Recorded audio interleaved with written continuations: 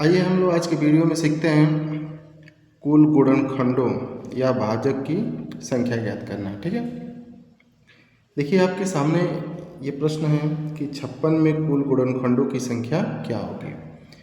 ये प्रश्न बहुत ही इम्पोर्टेंट है और ये जो गुणनखंडों की संख्या पता करना है सभी परीक्षाओं में आता है और उसका कैसे हमें उनकी संख्या पता करना है, देखिए मैं ट्रिक के साथ भी बताऊंगा और आपको विश्लेषित करके भी बताऊंगा कि कैसे आपको फाइंड आउट करना होता है। ठीक है, देखिए यहाँ पर आपके सामने है 56।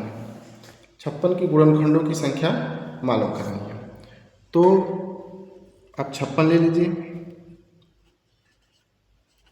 ठीक है, गुणनखंड का मतलब कि ये 56 किन किन संख्याओं से फैक्टर हो सकते हैं, किन किन संख्याओं से ये डिवाइड हो सकते हैं। ठीक है, इनके फैक्टर मालूम करना है।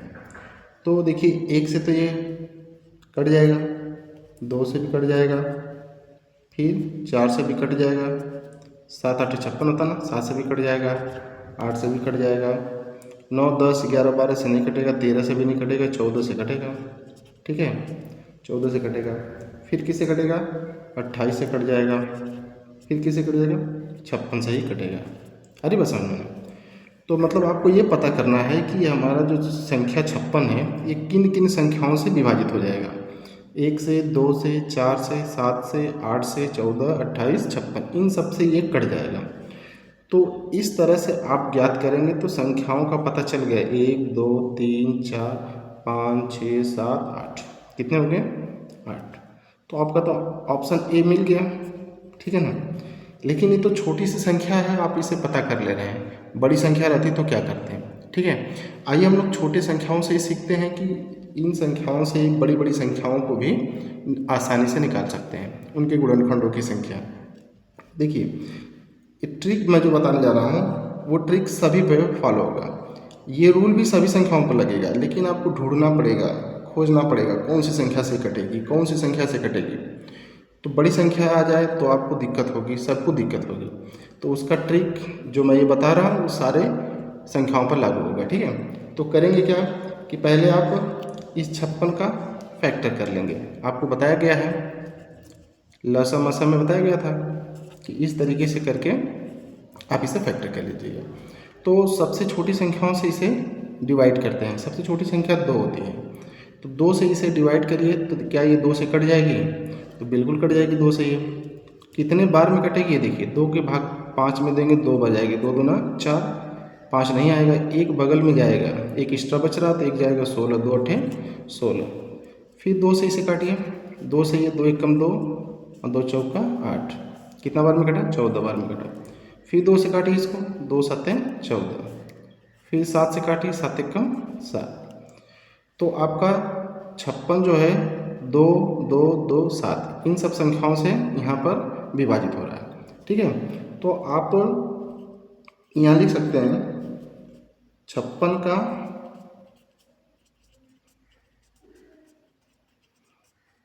अभाज्य गुणनखंड। यहाँ अभाज्य क्यों लिखा जा रहा है, क्योंकि जो संख्या कटी है, जिन संख्याओं से कटी है वो संख्या सभी क्या है, अभाज्य है। और मैंने संख्या पद्धति जो शुरू किया उसमें सारी संख्या मैंने बताया, प्रकृति संख्या, सम विषम पूर्णांक, पूर्ण संख्या, भाज्य अभाज्य, सारी संख्या मैंने बताया है। ठीक है ना, तो आप देख रहे हैं कि 2 2 2 और 7 ये सभी संख्याएं क्या अभाज्य हैं। तो 56 को काटने वाली जो संख्याएं कौन कौन सी हैं, 2 गुणा 2 गुणा 2 गुणा 7। ठीक है, यहाँ तो आप इस हिसाब से तो काउंट कर लिए तो 8 आ गया, लेकिन ट्रिक के माध्यम से आपको किसी भी संख्या को आपको ऐसे फैक्टर करना पड़ेगा।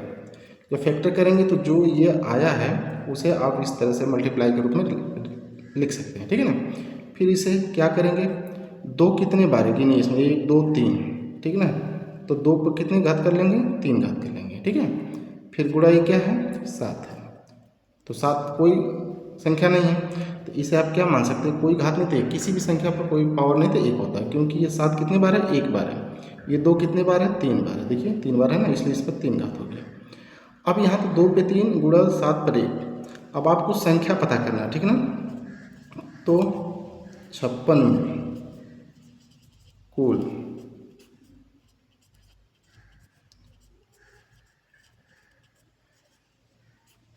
गुणनखंडों की संख्या। तो जब भी आपको संख्याओं को गुणनखंड की संख्या निकालना होगा तो आप फैक्टर कर लेंगे, और जो ये बन रहा है इसके जो पावर होते हैं, जो ये घात होते हैं, ठीक है ना, उस घात में एक जोड़ दीजिएगा। 3 है ना, तो 3 में एक जोड़ दीजिए, ठीक है, और गुणा लिख करके 7 पर एक घात है ना, इस एक में भी क्या करेंगे, एक जोड़ देंगे। यानी कि जितने जो भी पावर होंगे, जितनी भी संख्या होंगी, उस पर जो भी घात होंगे उसमें एक जोड़ देंगे और गुणा के रूप में लिख देंगे। तो ये दो ही संख्या बना, एक पे 3 घात है, एक पर एक घात है। तो इस घात में हमने एक जोड़ दिया और इस घात में भी एक जोड़ दिया गया, ठीक है। तो अब इसी को हल कर लीजिए। 3 और 1 कितना हुआ, 4 हुआ, गुणा 1 और कितना हुआ, 2 हुआ।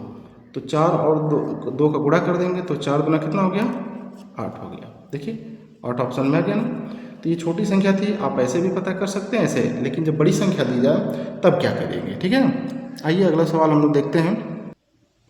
देखिए अब यह सवाल है, उससे बड़ी संख्या 120 में कुल गुणनखंडों की संख्या क्या होगी, ठीक है। तो हमने क्या बताया कि 120 को आप क्या करिएगा, फैक्टर कर लीजिएगा, ठीक है। और फैक्टर करने से आपको संख्या इधर का पता चल जाएगा, बाकी संख्या 2 से डिवाइड कीजिए, 1 में नहीं जाएगा, 2 अंक लेंगे, 12 2 छक्का 12, 0 बन गया। फिर 2 से इसे काटिए, कितना बार में कटा, 30 बार में। फिर 2 से काटिए, कितना बार में कटेगा, ये 15 बार में, ठीक है। फिर 2 से ये नहीं कटेगा, 3 से काटिए, अब 3 से ये 5 बार में कटा, ठीक है। फिर 5 से इसे काटिए, कितना बार में कटा, 1 बार में कटा। अब जो कटा है, ठीक है ना, तो इसे क्या करिए, मल्टीप्लाई के रूप में लिख लीजिए। 2 गुणा 2 गुणा 2 गुणा 3 गुणा 5, ठीक है ना। और इसे घात के रूप में लिख लीजिएगा। 2 कितने बार है, 3 बार, तो 2 पर कितना घात, 3। फिर गुणा ये 3, फिर गुणा ये 5, ये दोनों एक एक बार है तो एक एक घात लगा लीजिए, ठीक है। अब संख्या पता करना है, ठीक है ना। संख्या मालूम करना है कि 120 के गुणनखंड में कितनी संख्या है, ठीक है।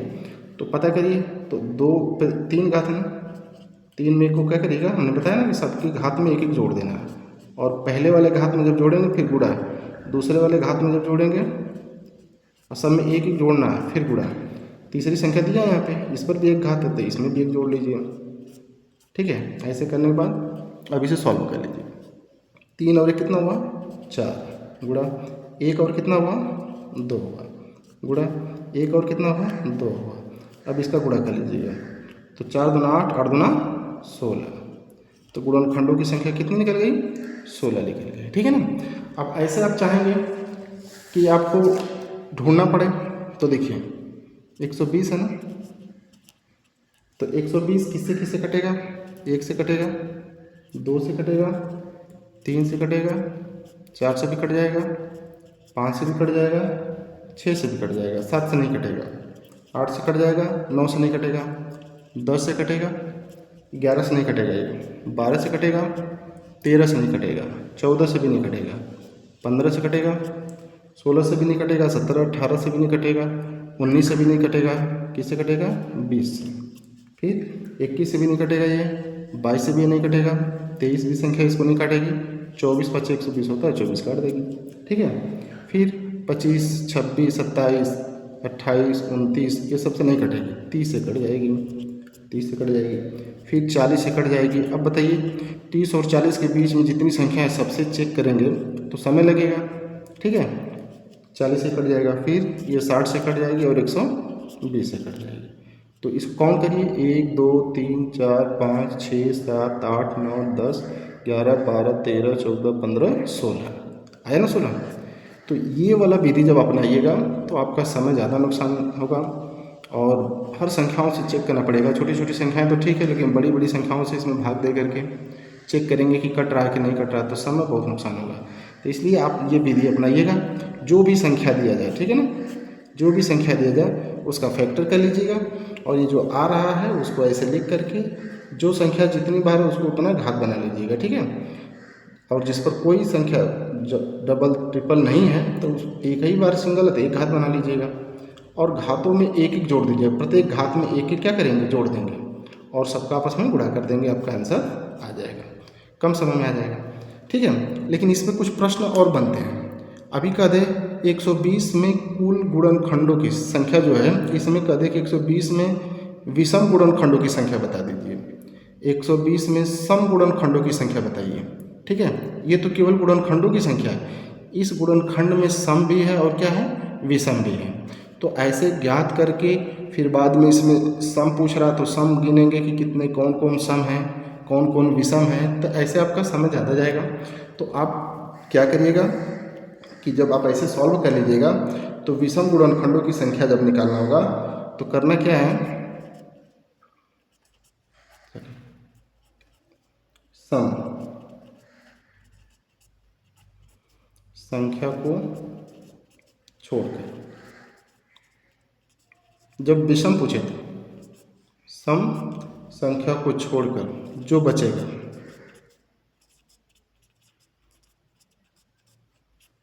बचेगा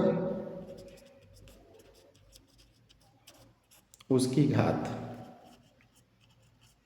ठीक है, उसकी घात में क्या करना है, एक जोड़कर, ठीक है, एक जोड़कर गुणा कर लेंगे।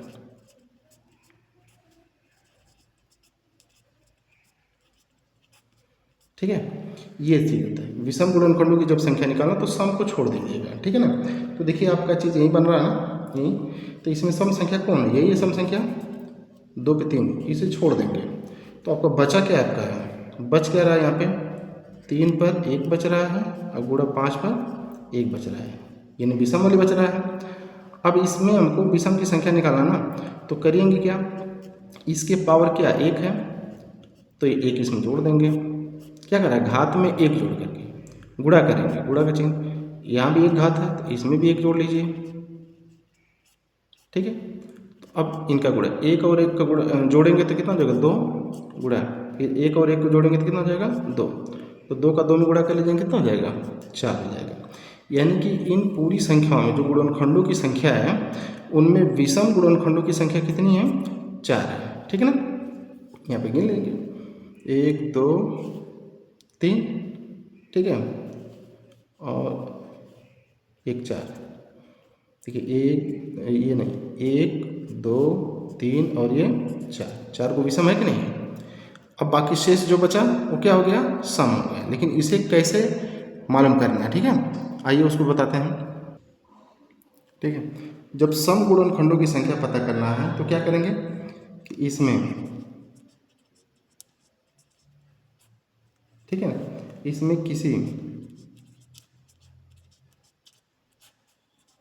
किसी को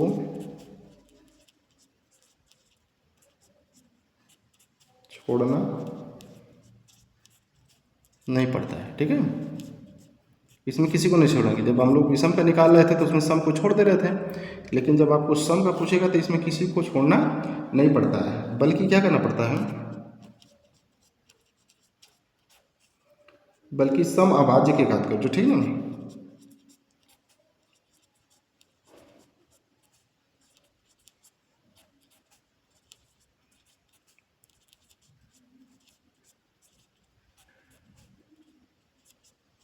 ठीक है, बल्कि सम अभाज्य के घात पर एक नहीं,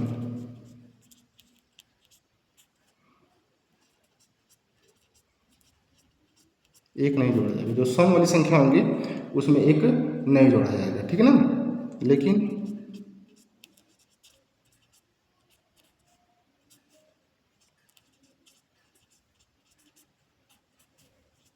विषम अभाज्य के घात में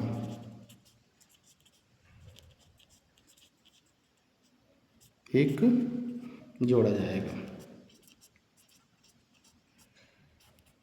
ठीक है, ये होता है इसका नियम कि सम गुणनखंडों की संख्या जब भी आपको पता करना पड़े तो इसमें किसी को छोड़ना नहीं पड़ता है, बल्कि क्या करता है, सम अभाज्य के घात पर एक नहीं जोड़ा जाएगा। सम अभाज्य के घात पर एक नहीं जोड़ा जाएगा, सम लेंगे संख्या को लेकिन उसमें एक नहीं जोड़ेंगे, लेकिन विषम अभाज्य जो होंगे उसके जो घात होंगे उसमें एक जोड़ा जाएगा। जैसे क्या बना था वहाँ पे बना था ना, एक जो 120 था 120 का क्या बना था, 2 पे 3 घात बना था, और 3 पर 1 घात बना था, और 5 पर 1 घात बना था। ठीक है, तो सम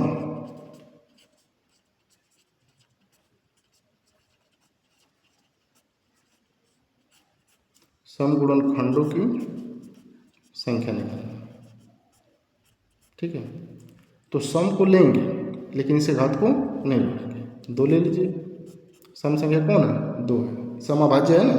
हमने अभाज्य बताया था, सबसे छोटी सम अभाज्य कौन सी होती है, 2 होती है। या प्रश्न कभी ऐसा होता है कि वो सम अभाज्य संख्या कौन सी होती है, तो 2, ये सम भी है और अभाज्य भी है। तो इसे हम छोड़ेंगे नहीं, इसे लेंगे लेकिन इसे घात को नहीं लेंगे। ठीक है ना। फिर 3 पर 1 घात है, तो 1 घात को लेंगे लेकिन इसमें 1 को क्या करेंगे, जोड़ देंगे। ठीक है, फिर गुणा इसको, इसकी घात को लेंगे, इसके नहीं, इसको घात क्या लिखा, इसमें किसी को छोड़ना नहीं पड़ता, बल्कि सम अभाज्य के घातों पर 1 नहीं जोड़ना है। इस 3 को लेंगे लेकिन इसमें जोड़ेंगे नहीं, इसके घात को लेंगे लेकिन इसमें जोड़ेंगे नहीं, क्योंकि हमें सम का निकालना है, और विषम वाली जो भी घात है उसमें 1 को क्या करेंगे, जोड़ देंगे। देखिए हो गया। अब ये 3 गुणा 1 और 1 कितना हो गया, 2 हो गया। फिर 1 और 1 कितना हो गया, 2 हो गया।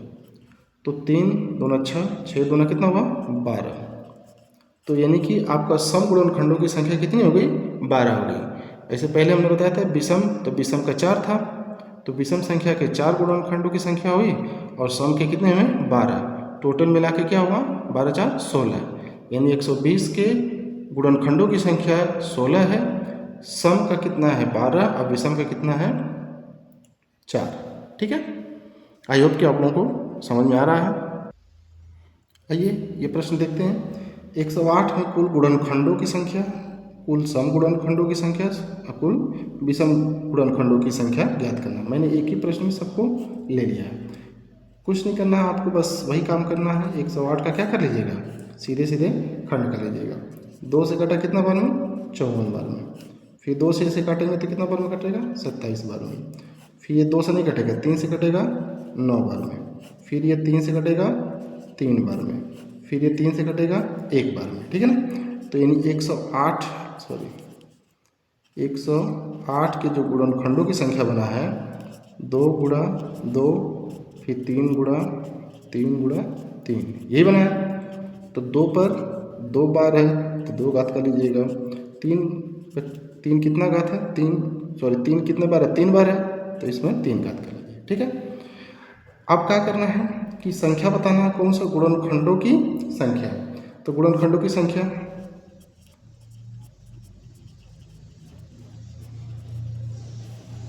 गुणनखंडों की संख्या, तो हमने क्या कहा, गुणनखंडों की संख्या मालूम करने के लिए जो घात है उसमें 1 जोड़ देना है। ठीक है, अब गुणा कर देना है, 3 में भी 1 जोड़ दीजिए, जो जो घात है उसमें 1 जोड़ के गुणा कर देना है। तो 2 1 3, और गुणा 3 और 1 4, तो 4 तिया कितना हुआ, 12।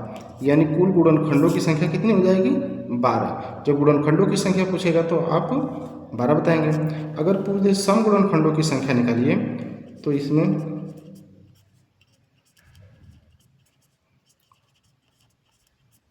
सम गुणनखंडों की संख्या, ठीक है ना। तो हमने सम वाला के बताया था कि इसे देखिए, सम है ये ना, इस पर 2 घात है ना, 2 लेंगे लेकिन इसमें जोड़ेंगे नहीं। ठीक है ना, गुणा, इस पर घात क्या है, 3 है, तो इसमें हम जोड़ देंगे, विषम वाले पर जोड़ देंगे। ठीक है, तो ये 2 होगा, और गुणे 3 और 1 कितना हुआ, 4। 4 का 2 में गुणा कर दिए, कितना हो गया, 8। तो यानी सम गुणनखंडों की संख्या मालूम होगी। ठीक है ना, और विषम का निकालना होगा।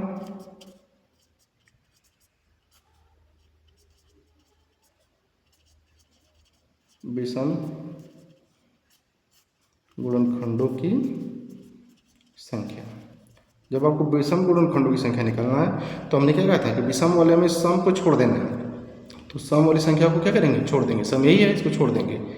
जो विषम बच रहा उसके घात में 1 जोड़ देंगे। तो विषम केवल 3 बच रहा है, 3 पर घात क्या, 3, तो 3 में 1 को क्या करेंगे, जोड़ देंगे। तो 3 और 1 कितना, कोई और संख्या तो है नहीं, तो यह 4 आ जाएगी। ठीक है ना। तो देखिए, विषम गुणनखंडों की संख्या 4, सम गुणनखंडों की संख्या 8। किसी भी संख्या का जब भी आप गुणनखंड कीजिएगा तो उसमें सम और विषम दो संख्याएं आती हैं, ठीक है। तो देखिए 8 और 4 को जोड़ेंगे तो कितना हो जाएगा 12 हो रहा। तो इस प्रकार से कोई भी संख्या, बड़ी से बड़ी संख्याओं का आपको गुणनखंडों की संख्या, उसके सम गुणनखंडों की संख्या, विषम गुणनखंडों की संख्या ज्ञात करना होगा तो आप पहले आप उसका क्या कर लीजिएगा, फैक्टर कर लीजिएगा। फैक्टर करके आप उसे पावर के रूप में करके इसी से, यहीं से सारा खेल है, उसे कर लीजिएगा, सब मालूम हो जाएगा। आई होप कि आप लोगों को ये वीडियो बहुत पसंद आया होगा।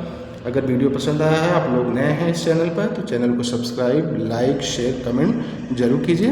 धन्यवाद।